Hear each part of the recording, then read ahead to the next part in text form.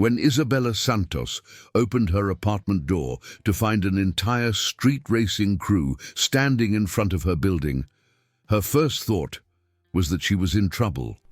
Her second thought, as she recognized the man at the front as the stranded driver she'd helped at the gas station the night before, was that kindness might be the most dangerous thing she'd ever done. But what happened next would teach her that sometimes the most dangerous-looking people carry the most honorable hearts, and that one small act of generosity can change everything.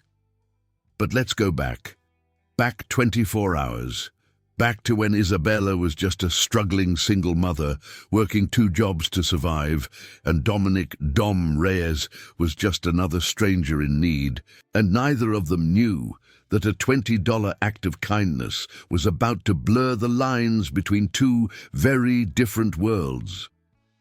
24 hours earlier, Isabella Santos was running on 3 hours of sleep and the dregs of gas station coffee when she pulled into the Shell station on Route 9 at 11:47 p.m.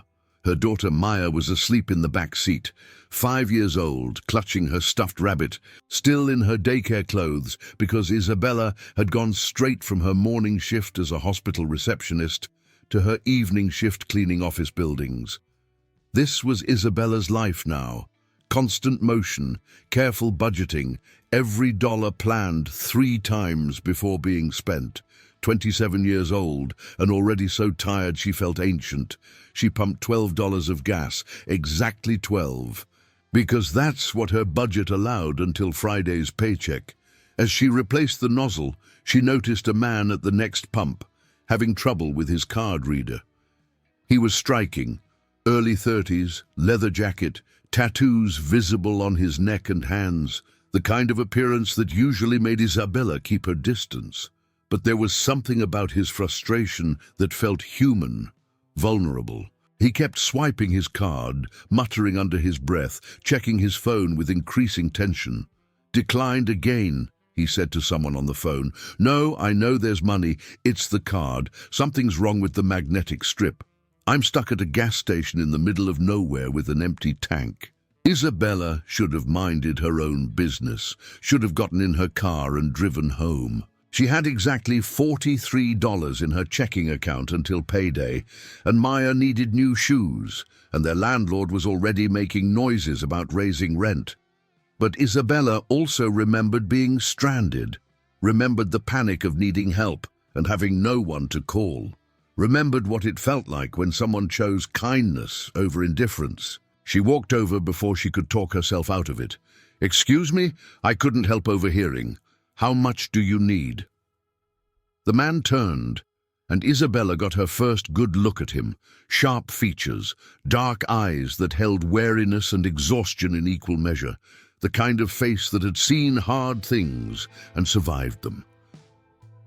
"I appreciate the thought," he said carefully, "but I'm not taking money from strangers."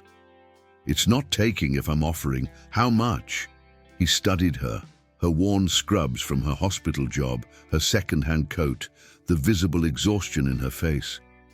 "You look like you need it more than I do." "Maybe, but you're the one stranded, so how much?" A long pause. Then, 20 would get me to where I need to go." Isabella pulled out her wallet and handed him a $20 bill, nearly half of what she had until Friday. The man took it with obvious reluctance. "I'll pay you back," he said. "I'm serious. Give me your Venmo or Cash App or something. Don't worry about it, just help someone else when you can." She was already walking back to her car, not wanting to make a bigger deal of it. "Wait, at least tell me your name." "Isabella," she called over her shoulder, "and you're welcome." She drove away before he could respond, glancing in her rearview mirror to see him still standing by his car. A sleek black Dodge Charger that looked expensive and well-maintained, the kind of car that didn't match his story about being broke. "Mama?" Maya stirred in the back seat. "Where are we?" "Almost home, baby. Go back to sleep." Isabella pushed the encounter from her mind. She had more immediate concerns: getting Maya to bed, preparing tomorrow's lunch and breakfast, laying out clothes for the morning, collapsing for 4 hours before the alarm went off and the whole cycle started again. Present time, now, 24 hours later. That same man stood on her street with at least a dozen people behind him, all wearing matching crew jackets with a dragon logo, all looking at her with expectation. Isabella's protective instincts kicked in immediately. She pulled Maya behind her, her daughter peeking around her legs with wide eyes. "Can I help you?" Isabella kept her voice steady despite her racing heart. The man from the gas station, the one she'd given $20, stepped forward, hands visible and empty, except for a toolbox. "Ms. Isabella, I'm Dom Reyes. You helped me last night when I was stranded. I wanted to return the favor." "That's not necessary. It was just $20. It was more than that." Dom's voice was respectful, serious. "You saw someone in need and helped without hesitation. You had a kid in your car, you looked exhausted, and you still took money you probably couldn't spare and gave it to a stranger. That matters." "Okay, but..." Isabella gestured at the crew behind him. "This is a lot of people for a $20 debt. We're not here about the money." Dom glanced at her car, her 2008 Honda Civic with the visible flat tire and dented bumper. "We're here because the Midnight Dragons don't forget kindness. And we noticed your car needs work." Isabella's stomach sank. The flat tire had happened 2 days ago, some debris on the road near her apartment. The dent was from a parking lot accident last month. She'd been putting off repairs because she couldn't afford them, driving on the spare tire and ignoring the bumper damage because it was cosmetic. "My car is fine," she lied. "With respect, it's not." A woman stepped forward from the crew, mid-30s, confident, wearing coveralls. "I'm Lena, I'm a mechanic. That spare tire you're driving on, it's rated for 50 miles and temporary use. You've probably driven 200 on it. It's dangerous, especially with a child in the car." Isabella felt defensive and ashamed in equal measure. "I know it needs fixing, I'm handling it." "We know you are," Dom said gently. "We're not here to judge. We're here to help. My crew, we're mechanics, drivers, people who know cars. Let us fix yours. No charge, no strings, just returning the kindness you showed me. If you love stories where small acts of kindness trigger unexpected loyalty, subscribe and don't miss what happens next." "I don't understand," Isabella said, though part of her was starting to. "Who are you people?" "We're the Midnight Dragons. We're a street racing crew, but more than that, we're a family. We take care of our own, and we honor debts, especially debts of kindness." Dom's voice was firm but kind. "You helped one of us without knowing who I was or what I could do for you. That's rare. That deserves recognition. I don't want charity. This isn't charity, it's a trade. You gave me $20 and saved me from being stranded for hours waiting for my bank to send a new card. I'm giving you car repairs that will keep you and your daughter safe. That's fair exchange."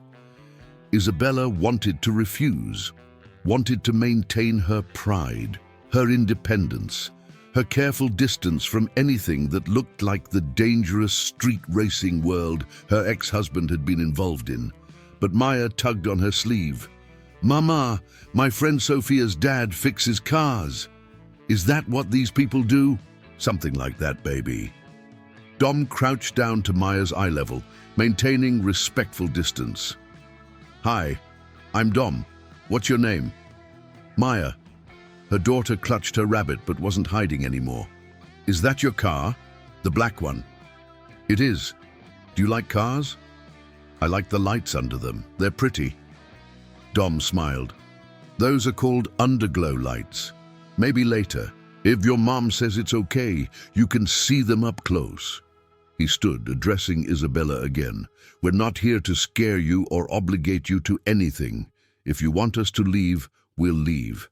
But if you'll let us, we'd like to fix your car tonight.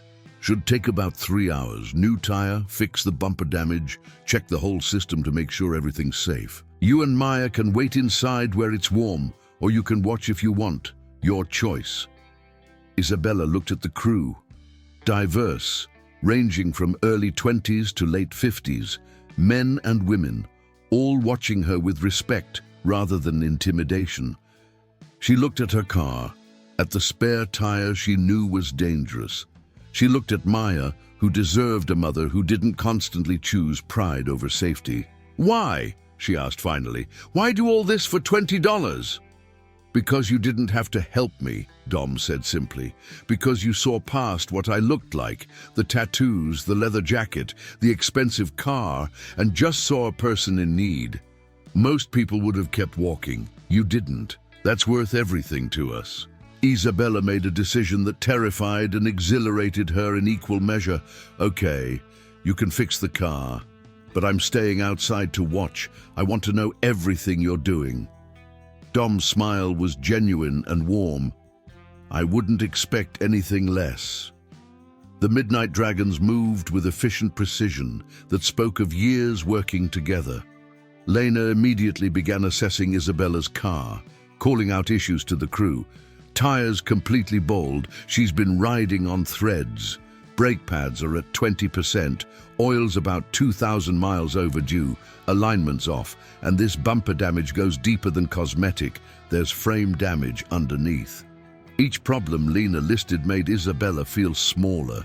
She'd known the car needed work, but hearing the full extent of her neglect laid out publicly was humiliating.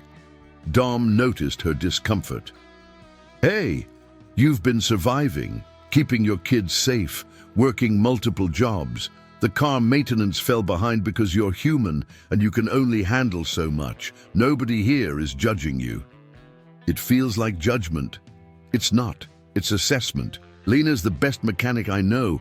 She doesn't pull punches about car conditions, but she's not criticizing you as a person." Dom gestured to the crew, now unloading professional equipment from trucks. "Half these people have been exactly where you are. Single parents, working poor, barely surviving. They're not judging, they're remembering." A younger crew member, couldn't be more than 22, approached with a jack. "Ma'am, I'm Carlos. I'm going to lift your car now. Just wanted to let you know before I do anything." "Okay, thank you." As the crew worked, Isabella found herself pulled into conversation. Lena talked while she replaced the tire, explaining each step, showing Isabella the dangerous wear patterns on the spare. "See these cracks? This tire could have blown any time, at highway speeds, with your daughter in the car." Lena didn't finish the sentence. "You got lucky.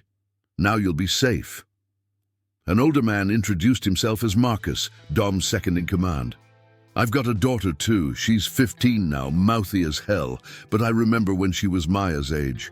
Remember what it felt like trying to keep her safe when I had nothing." "What changed?" Isabella asked. "Found the dragons. Dom gave me work, taught me skills, treated me like family when my own family had given up on me. Been with the crew 8 years now, changed my whole life." "So this is what you all do? Fix cars and race?" Marcus laughed. "Racing's the fun part. Mostly we're mechanics. Drivers, people who love cars and each other. The crew, it's a family for people who don't have one or whose families don't understand them."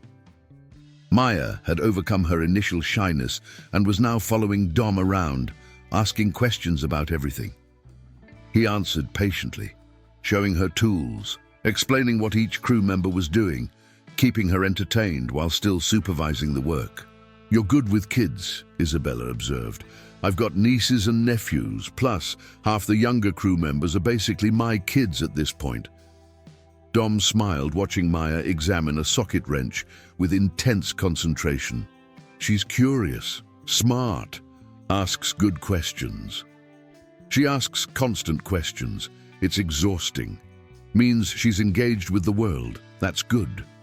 He turned to Isabella. "Can I ask you something? Last night at the gas station, you had just $23 in your wallet. I saw it when you pulled out the 20. Why give me almost everything you had?" Isabella was surprised he'd noticed. Because you needed it more in that moment. I could make it to payday on $3 if I was careful. That's insane generosity, or insane stupidity, depending on your perspective. No, it's character. Dom's voice was serious. Most people in your position would have said sorry and walked away. They'd have rationalized that you have a kid to take care of, bills to pay, your own struggles. They wouldn't be wrong, but you chose differently. I've been stranded before, Isabella said quietly. I know what it feels like. I wouldn't wish that on anyone. When? She hadn't planned to share the story, but something about Dom's genuine interest made her want to. 3 years ago, my ex-husband, Maya's father, he left us stranded at a rest stop, took our only working car and drove off with his girlfriend. Maya was 2, we had no money, my phone was dead.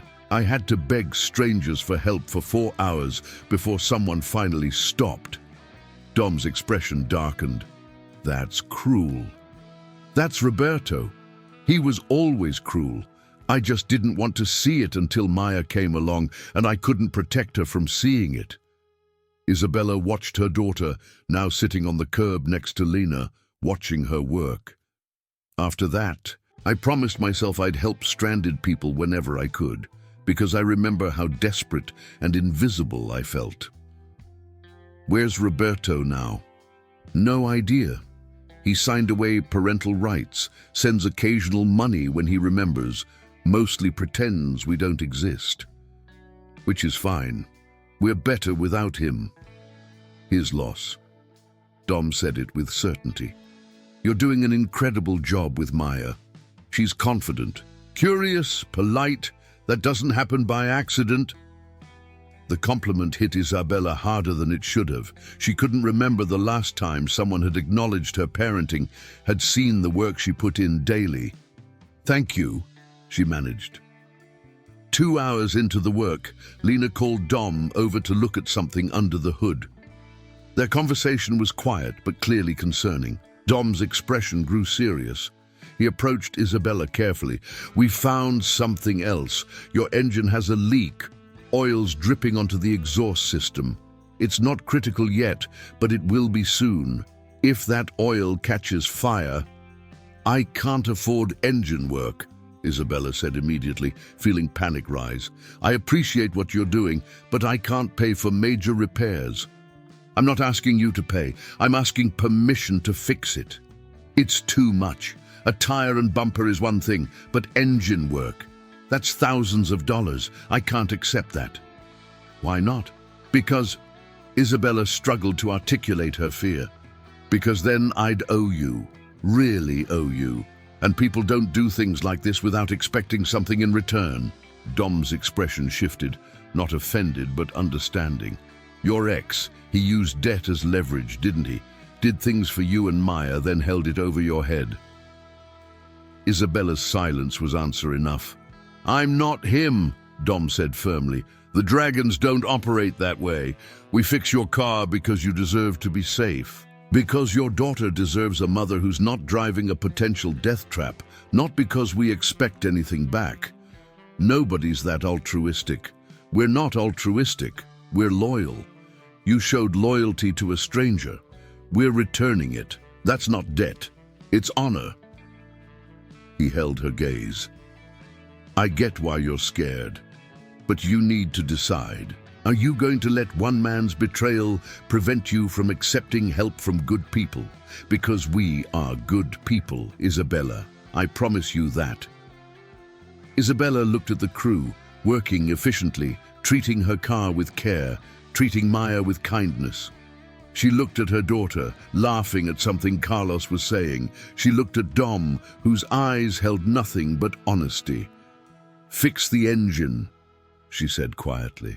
Please. We will. And Isabella, thank you for trusting us. The work continued into the early morning hours.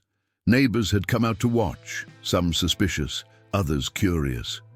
Isabella answered their questions, defended the crew's presence, gradually relaxed into the strange situation.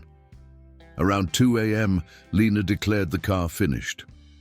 New tire, bumpers repaired and repainted, oil leak fixed, brake pads replaced, full system check completed. She'll run smooth and safe now.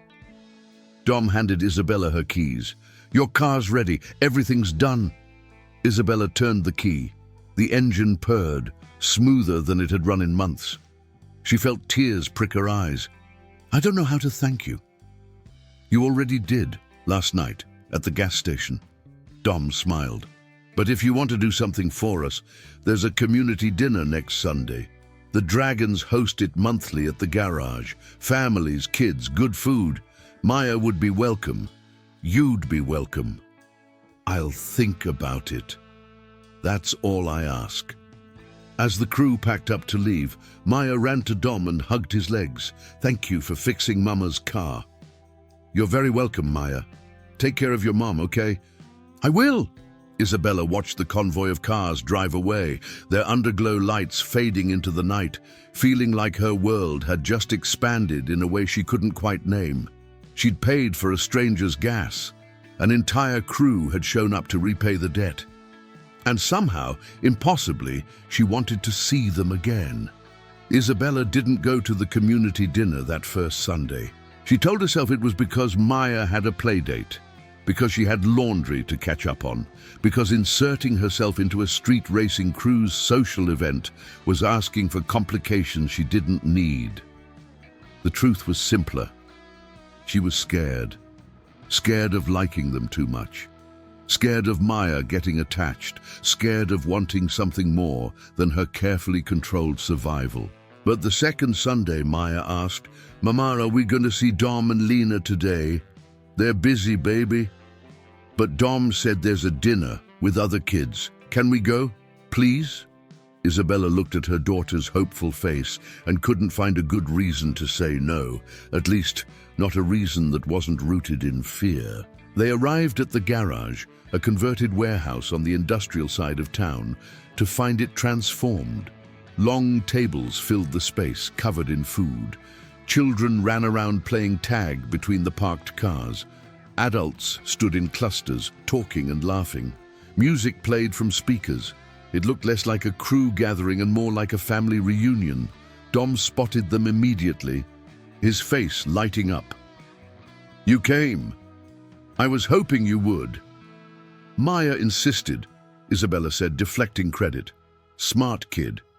Dom crouched to Maya's level. Want to meet some other kids? My nephew Mateo is about your age. He's teaching people how to play with remote-control cars.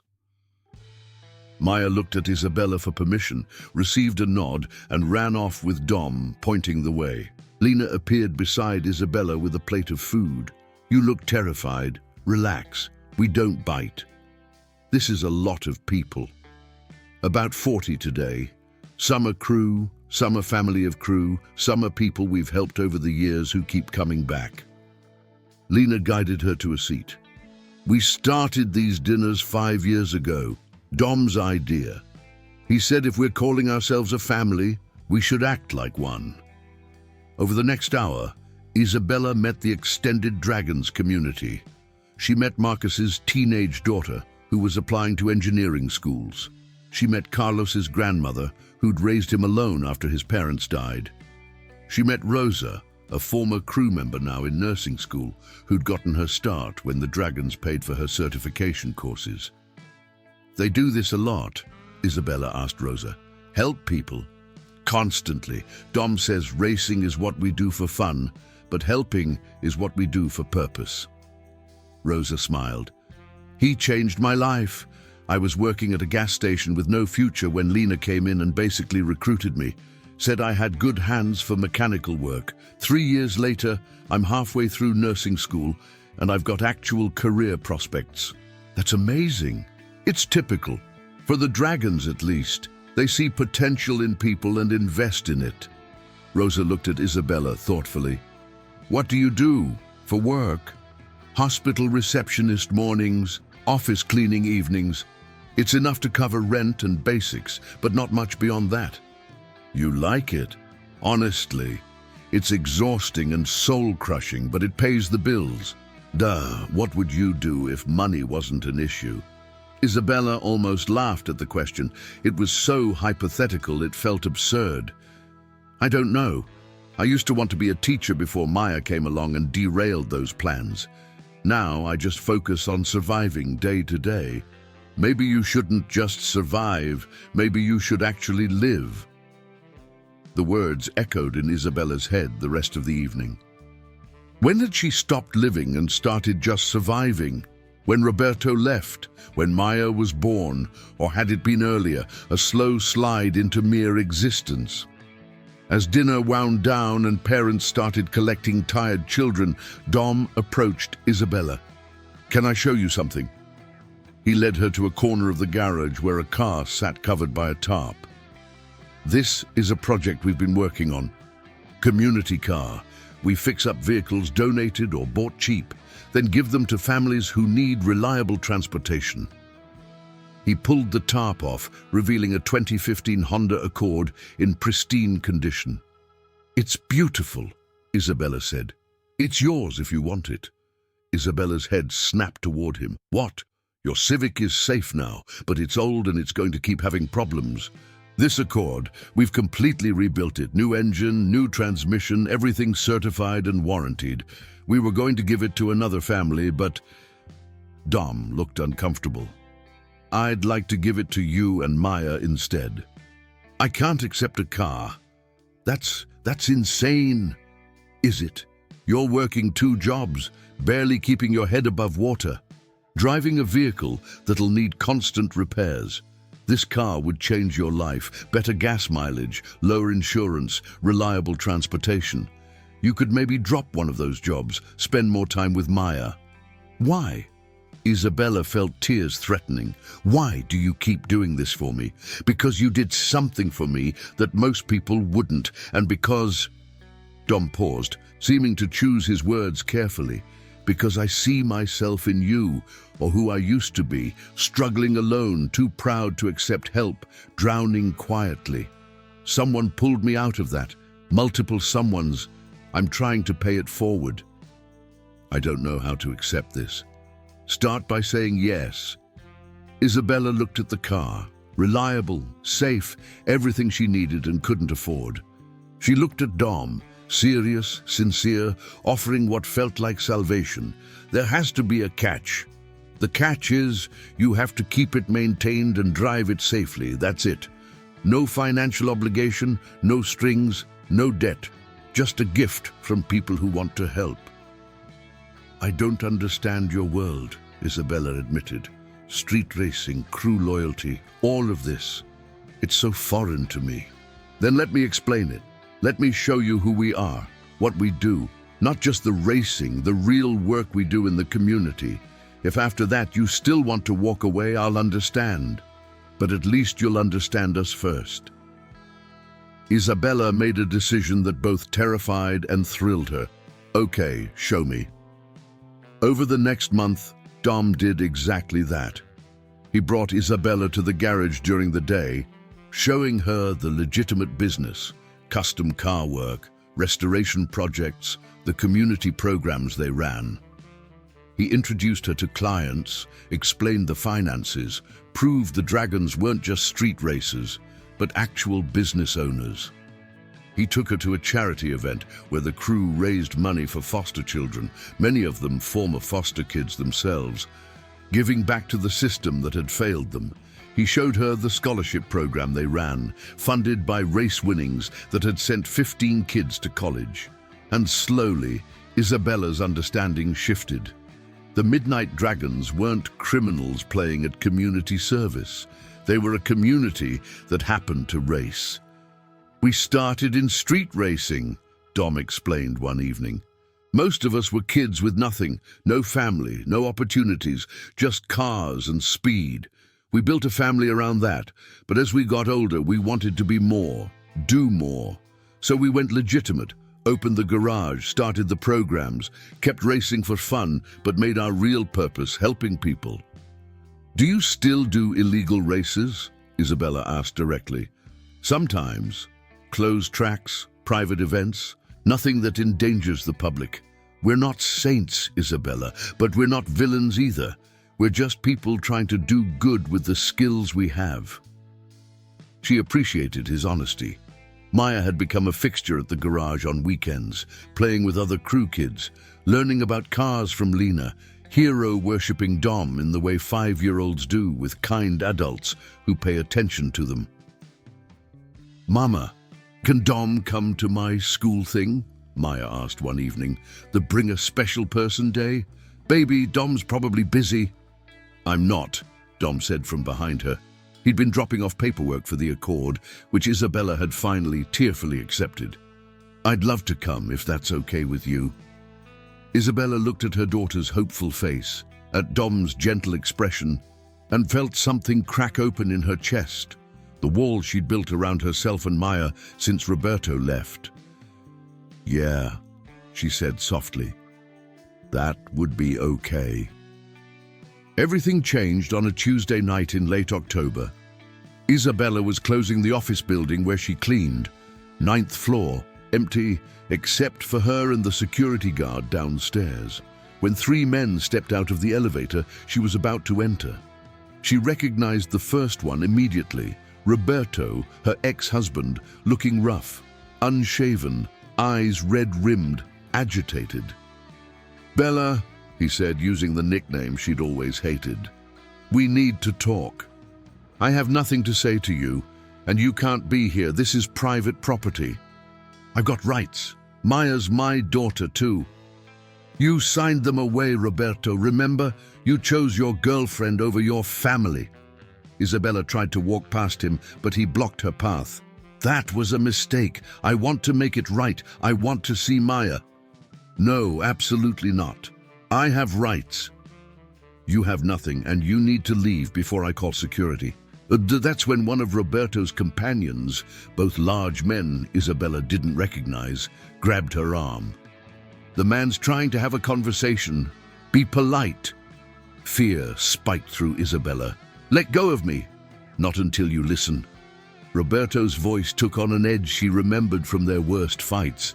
"I heard you've been hanging around some street crew, the Midnight Dragons or some shit. Word gets around, Bella. Word is you're getting real friendly with their leader. That's none of your business." "It's my business when my daughter's around criminals, when her mother's shacking up with some street racer thug." "I'm not shacking up with anyone," Isabella snapped, yanking her arm free. "And Dom's a better man than you ever were." "Dom, is it? First name basis." Roberto's laugh was ugly. "You've got my daughter around these people? Around illegal racing and gang shit?" "They're not a gang. They're a community organization that happens to race. And they've been better to Maya in 2 months than you were in 5 years. Roberto's expression darkened. "I'm filing for custody, claiming you're putting Maya in danger by associating with criminals. A judge will see it my way." "You signed away your rights. You can't..." "I can contest that. Say I was coerced, wasn't in the right state of mind, whatever. And with you involved with street races, I'll win. Then you'll lose Maya, lose everything." It was a bluff.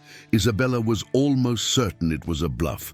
But the fear it triggered was real and overwhelming.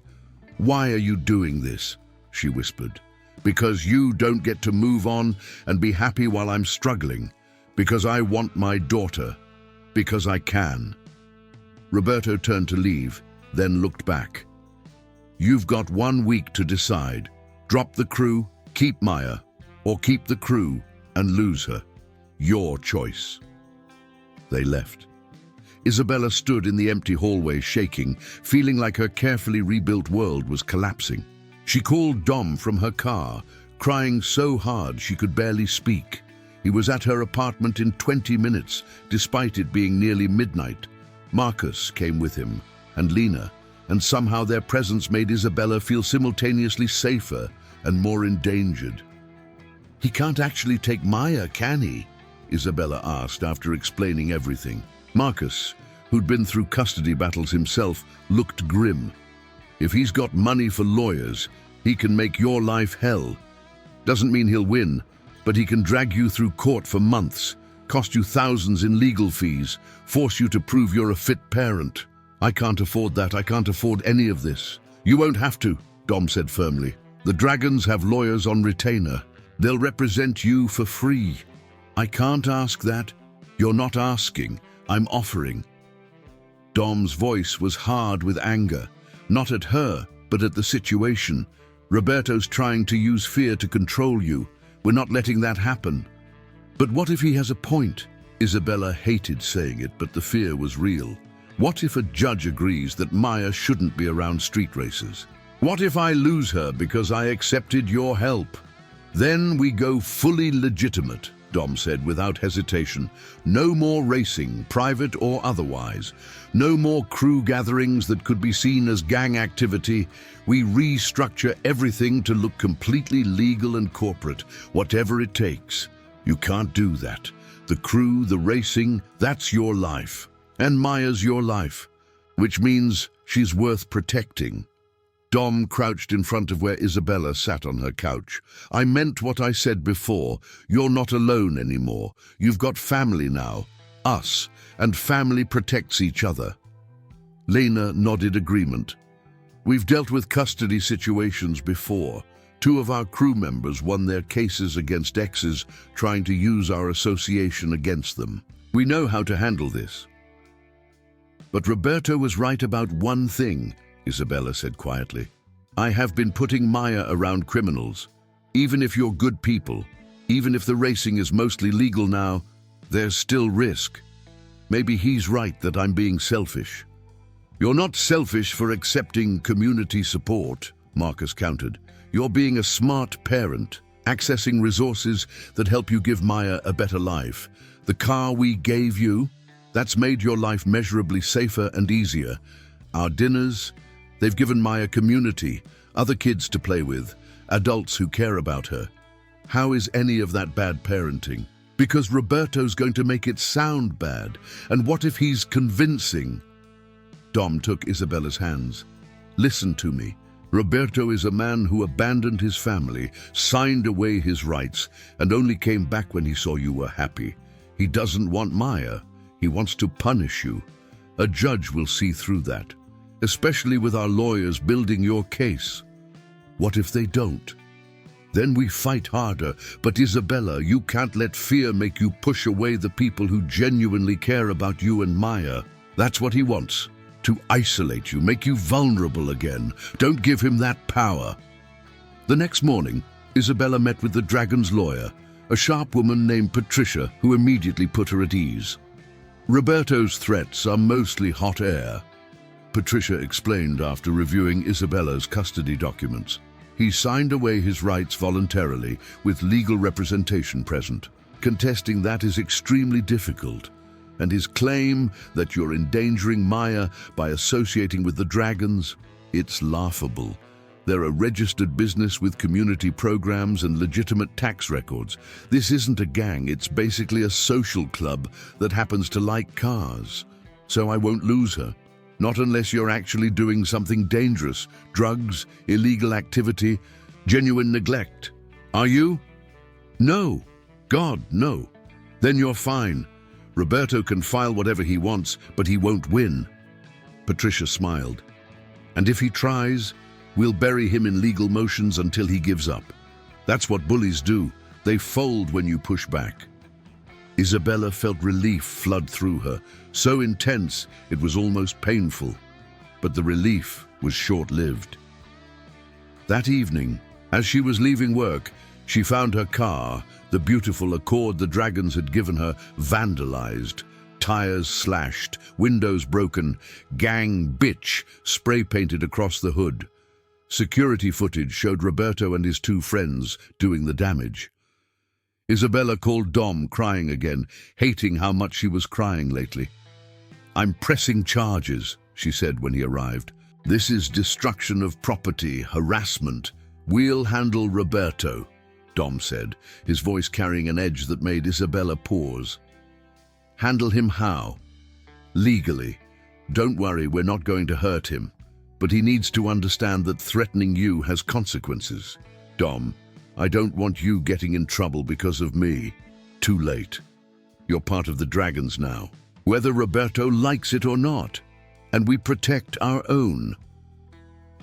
The dragon's response to Roberto's vandalism was swift and surgical.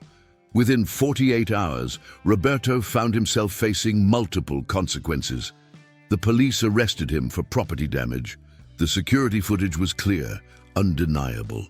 Patricia filed restraining orders on Isabella and Maya's behalf. And somehow, Isabella suspected Dom's hand in this. Roberto's employer received evidence of time card fraud Roberto had been committing for months. Roberto lost his job, faced criminal charges, and was legally prohibited from coming within 500 feet of Isabella or Maya. It should have felt like justice. Instead, it felt like escalation. He's going to retaliate, Isabella told Dom one evening at the garage. Maya was playing with the other kids, oblivious to the adult tensions swirling around her. You humiliated him. He won't just accept that. Let him try. He comes near you again, he goes to jail. It's not that simple. Roberto's mean when he's cornered. He'll find a way to hurt me that doesn't violate the restraining order. Dom looked troubled but confident. We'll handle whatever he throws at us. But they couldn't handle what came next. 2 weeks later, Child Protective Services showed up at Isabella's apartment. Someone, obviously Roberto, had filed an anonymous report claiming Maya was being neglected, that Isabella left her with gang members while working, that the child was exposed to dangerous environments. This is harassment, Isabella told the social worker, trying not to panic. My ex-husband is trying to... I understand, Ms. Santos, but we still have to investigate. It's protocol. The social worker, a tired-looking woman in her 40s, looked around the apartment with practiced assessment. Your home is clean, your daughter appears healthy and happy, but I need to ask some questions. The investigation took hours. Questions about her work schedule, childcare arrangements, her relationship with the Midnight Dragons, whether Maya had ever been present during illegal activities. She goes to their community dinners, Isabella explained. There are other children there, supervised activities, good food. It's wholesome family stuff, not gang activity. But the Midnight Dragons are a street racing crew, correct? They're a community organization whose members happen to race legally on private tracks. It's a hobby, not a criminal enterprise. The social worker made notes that felt ominous. I'll need to interview some of the people your daughter spends time with. This Dominic Reyes, what's your relationship with him? He's a friend. He's been helpful to me and Maya. How helpful? The implication was clear. Isabella felt her face flush. Not like that. Dom has been a mentor, a support system. Nothing inappropriate has ever happened. But you accept gifts from him? Monetary support? The crew gave me a car because mine was dangerous. They fix my vehicle for free because they're mechanics and they're kind. This isn't what you're implying. But Isabella could see how it looked. Single mother, suddenly connected to a street racing crew, accepting expensive gifts from the male leader. From the outside, it looked like exactly what Roberto was claiming. The social worker left with promises to follow up. Isabella immediately called Dom, who arrived with Patricia. This is retaliatory reporting, Patricia said after hearing everything. Courts see this constantly. One parent weaponizing CPS against the other. We'll fight it. But what if they don't see it that way? Isabella felt panic rising. What if they decide I'm unfit? What if they take Maya? They won't, Dom said firmly. You're a good mother. Anyone who spends 5 minutes with you and Maya can see that. Nah, but I have been accepting help from you. Money, the car, childcare. What if that looks like I'm dependent on a street gang? Then I'll testify that we're a legitimate organization helping a community member. So will every other member of the crew. We'll show tax records, business licenses, community program documentation. We'll prove we're not what Roberto's trying to paint us as. But over the next week, the investigation intensified. The social worker interviewed Maya at school, which terrified Isabella, imagining her 5-year-old trying to explain adult relationships she didn't understand. CPS visited the Dragon's garage, questioned crew members, reviewed their records, and Isabella started to crack under the pressure. "Maybe Roberto's right," she told Lena during one late-night conversation. Maya was asleep, and Isabella had called desperate for someone to talk to. "Maybe I have been selfish. Maybe keeping Maya away from the Dragons would be better for her." "Don't do this," Lena said sharply. "Don't let him win by making you doubt yourself." "But what if I am putting her at risk? Not intentionally, but just by being part of your world? Our world is community, support, and mutual care. How is that risky? Because it looks wrong to outsiders. A single mother and a street racing crew. It plays into every stereotype about bad parenting and gang activity. So you're going to cave to stereotypes? Let fear dictate your choices? I'm going to protect my daughter, even if that means pushing away people I care about. The words hung heavy between them. When Isabella told Dom she needed distance, that she couldn't risk Maya being taken away, his expression was devastated but understanding. "I get it," he said quietly. "I hate it, but I get it. Maya comes first, always. I'm sorry, I'm so sorry." "Don't be sorry for being a good mother." Dom pulled her into a hug that felt like goodbye. "If you need anything, anything at all, you call me. Understand? This isn't permanent. When the investigation's over and Roberto's threats are dealt with, we'll still be here. What if the investigation finds something? What if CPS decides I'm unfit? They won't. You're an incredible mother. They'll see that." But Isabella wasn't sure, and the uncertainty was eating her alive. She stopped going to the garage, stopped accepting help from the crew. When her car, the beautiful Accord, needed an oil change, she paid a regular mechanic instead of asking Lena. When Maya asked about Dom and the other Dragons, Isabella made excuses. "Are they mad at us?" Maya asked one evening, her little face confused and hurt. "No, baby. We're just, taking a break. They're very busy. I miss them." "I know. Me too." The CPS investigation concluded 3 weeks later. The social worker's report stated that while Isabella's association with the Midnight Dragons raised questions, there was no evidence of neglect, danger, or unfitness. The case was closed, Roberto's complaints dismissed as retaliatory.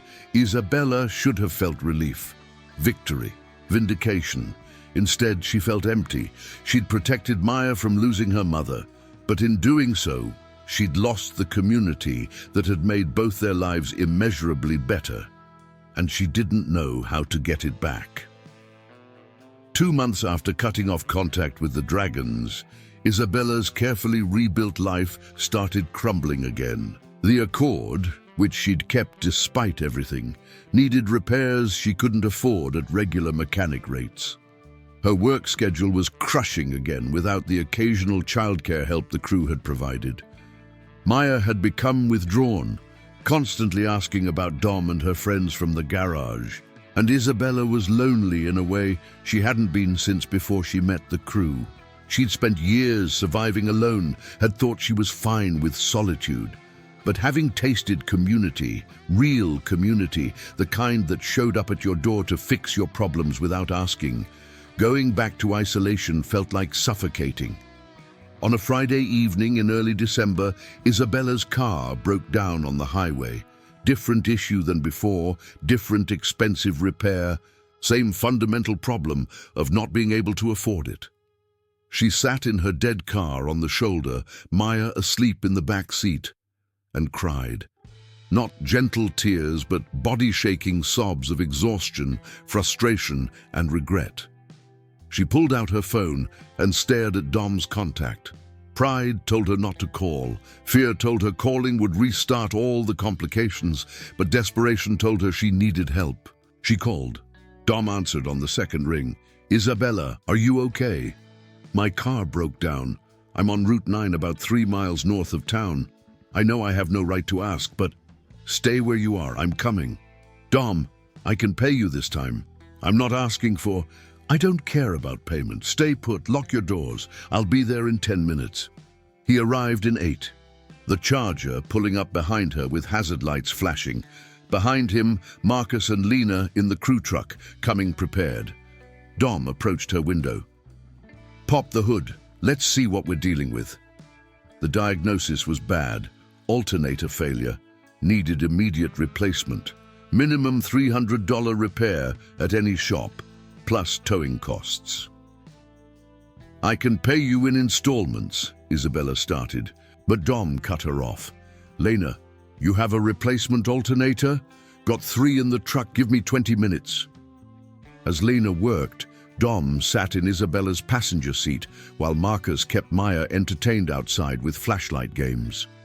"You don't have to do this," Isabella said quietly. "After I cut you off, after everything..." "You didn't cut me off. You protected your daughter from a threat. I understood that then, and I understand it now. But I hurt you. I hurt the whole crew by rejecting what you'd done for us. You were scared. Fear makes people do things they wouldn't normally do. I've never held that against you." Isabella felt tears threatening again. The CPS investigation closed. Roberto's gone, violated his restraining order and got arrested. He's facing actual jail time now. The threats are over. I know. Patricia's been keeping me updated. You've been keeping tabs on my case? Making sure you're safe. That's what family does, Isabella, even when you push us away. The word family broke something in Isabella. "I miss you all so much. Maya cries about not seeing the crew. She couldn't finish. "Then come back," Dom said simply. "We've missed you too." "Just like that? After 2 months of me ghosting everyone?" "Just like that. You're one of us. That doesn't expire because you needed space." Lena knocked on the window. "All done. Alternators replaced, batteries charged, should run smooth now." Isabella tried to pay them. Dom refused. They argued about it for 5 minutes before Marcus intervened. "Here's what's going to happen," Marcus said with the authority of a man tired of watching people be stubborn. "You're going to accept the free repair, then you're going to follow us back to the garage, then you're going to eat the dinner we saved for you because we knew you'd eventually call when you needed help, and then we're all going to stop pretending Isabella's not part of this family." "Agreed." Isabella laughed through tears. "Agreed." At the garage, the crew was waiting.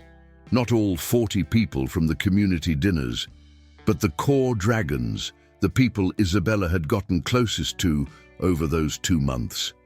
They'd set up a table with food, had toys ready for Maya, had clearly planned for this moment.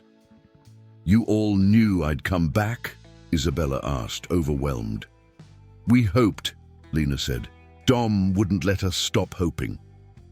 Maya ran to Dom the moment she saw him, hugging him fiercely. "You came back." "Actually, you came back," Dom corrected gently. "We've been here the whole time." Over dinner, Isabella apologized, repeatedly. The crew kept telling her to stop apologizing. "You did what you had to do," Rosa said. "Any parent would have done the same. But I should have trusted that you'd help me through it instead of trying to handle it alone." "Now you know," Marcus said. "Next crisis, and there's always a next crisis. You let us help from the beginning." After Maya fell asleep on a couch in the office, Isabella found Dom outside, working on a car, even though it was nearly midnight. "Can I ask you something?" she said. "Always. Why did you do all this for me? The first time, the car repairs, the Accord, all of it I understood. You were returning a kindness. But after I pushed you away, why keep helping? Why let me back in so easily?" Dom set down his tools and looked at her directly. "Because I saw myself in you, not just the struggling single-parent version, but the version that doesn't know how to accept help, that thinks independence means never relying on anyone, that's so used to disappointment that they push away good things before they can be taken away." That's pretty specific. That's me at 25. Before the crew. Before I learned that family isn't just the people you're born with. It's the people who choose you and keep choosing you even when it's hard. He paused. The dragons saved my life, Isabella. Not dramatically, no big rescue, but gradually, by being consistent, being present, being family when I didn't have one. I've been trying to pay that forward ever since. So, I'm a charity case. You're a person who did something kind for a stranger and deserves to have that kindness returned 1,000 times over. That's not charity. That's justice. Isabella stepped closer. Dom, I need to be honest about something. Okay. These last 2 months, without you and the crew, I wasn't just missing the help. I was missing you specifically. And I think, she took a breath, I think I've been falling for you, and that terrifies me because I swore I'd never let another man have that kind of power over my life again. Dom's expression shifted. Surprise, hope, caution. I've been falling for you too. From the night you handed me $20 without hesitation. But I didn't want to push. Didn't want to make you uncomfortable or obligated. I don't feel obligated. I feel like I found something I didn't know I was looking for. What's that? Home. Partnership. Someone who shows up. Isabella smiled. You showed up when my car broke down. You showed up when Roberto threatened. You showed up even when I pushed you away. That's everything, Dom. He closed the distance between them. I'll keep showing up. For you and Maya. For as long as you'll let me. That might be a really long time. Good.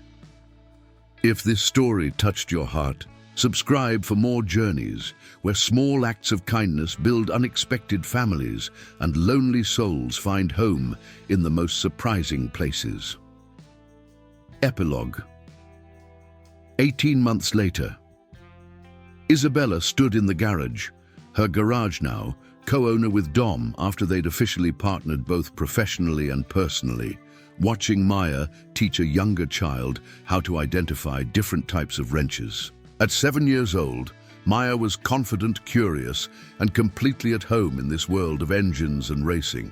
She wore a kid-sized Dragons jacket that Lena had custom-made, her name embroidered on the back alongside Junior Crew. Mama, Maya called. Can I help Lena with the oil change? If Lena says it's okay, it's always okay, Lena confirmed, grinning. Kid's got natural talent. Might be a better mechanic than me someday.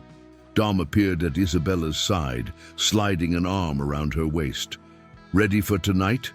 Tonight was the community dinner, now twice monthly instead of monthly because demand had grown. The Dragons had expanded their programs, a job training center, a community kitchen, a scholarship fund that had sent 8 kids to college so far. And at the center of it all, Isabella's story, the single mother who'd paid for a stranger's gas and received a family in return. I'm ready, she said, though I still can't believe we're hosting 40 people for dinner. 60, Marcus corrected, passing by with a tray of supplies. We got more RSVPs this morning. 60 people in our garage, eating food we cooked. That's community. Baby, Dom said, kissing her temple. This is what happens when people choose to show up for each other. Roberto had been sentenced to 18 months for violating the restraining order and property destruction. He'd reach out eventually, Isabella knew, claiming to be changed and wanting access to Maya. She'd deal with that when it came, with Dom and the crew backing her. For now, she focused on the present, the community they'd built, the life they'd created, the family that kept growing. A new member arrived, young woman, 22, recently aged out of foster care, holding a baby and looking lost. Rosa brought her over to Isabella. This is Jennifer. She needs help. I told her you'd know what to do. Isabella looked at Jennifer, at her exhaustion, her fear, her desperate hope, and saw herself 3 years ago, lost, alone, surviving but not thriving. Come on, Isabella said gently. Let's get you fed. Let's figure out what you need. You're not alone anymore. Because that's what the Dragons did. That's what family meant. You showed up, you helped, you kept showing up even when it was hard. Isabella had learned that lesson when she'd handed a stranger $20 for gas. Dom had taught her that lesson when an entire crew showed up at her door to repay a debt that didn't need repaying. And now she was teaching that lesson to the next person who needed it. The cycle of kindness continued, and Isabella Santos, former Charity Case, current crew co-owner, always and forever someone who believed in showing up, couldn't imagine any other way to live.